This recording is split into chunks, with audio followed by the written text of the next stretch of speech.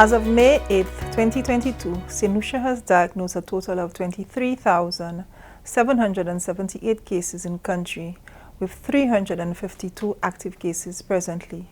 The daily infection rate for the last 7 days is 25.1 per 100,000 population per day, which represents an 88% increase from last week, with a 16% average testing positivity rate and a transmission rate of 1.9.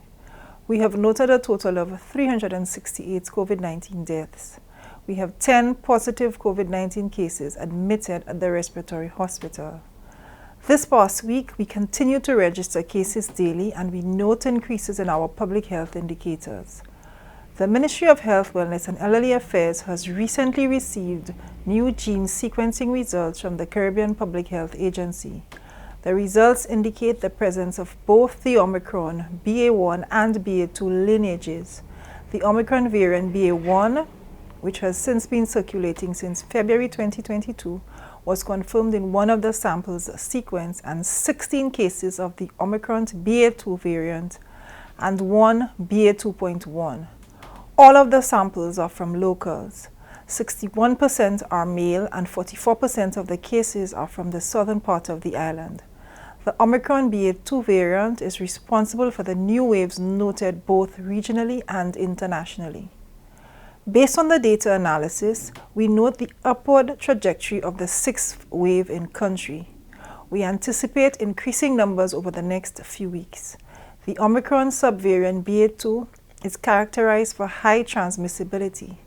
It is expected to affect entire households, productivity in the workplaces, school absenteeism for quarantine and isolation, increased hospitalization, and respiratory clinic numbers. As we learn to live safely with COVID-19 and as restrictive measures are removed, we need to ensure that our proven public health protective measures are in place to prevent us from getting sick and to protect the most vulnerable. The public is reminded that the threat of COVID-19, long COVID, and its complications still exists, especially given our below-average immunization rate in country.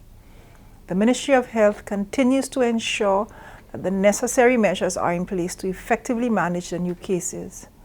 However, personal responsibility is extremely important at this time to reduce transmission of infection to ourselves and our family. The public is guided to continue the use of face masks in public, ensure hand washing and proper general sanitization. The public is also advised to use their discretion and limit their attendance at mass crowd activities. To reduce the spread within classrooms, parents are reminded to avoid sending children with respiratory signs and symptoms and children who were directly exposed to positive cases to school. The Pfizer, AstraZeneca, Johnson & Johnson, and Moderna vaccines are available at the various wellness centers. The booster vaccine is also available for persons who've been fully vaccinated for 6 months. People who have not been vaccinated are urged to get vaccinated urgently. We appeal to all organizations, public and private sector, to ensure the maintenance of the public health protocols. The Ministry of Health, Wellness and Elderly Affairs will be providing more information and guidance over the next few days.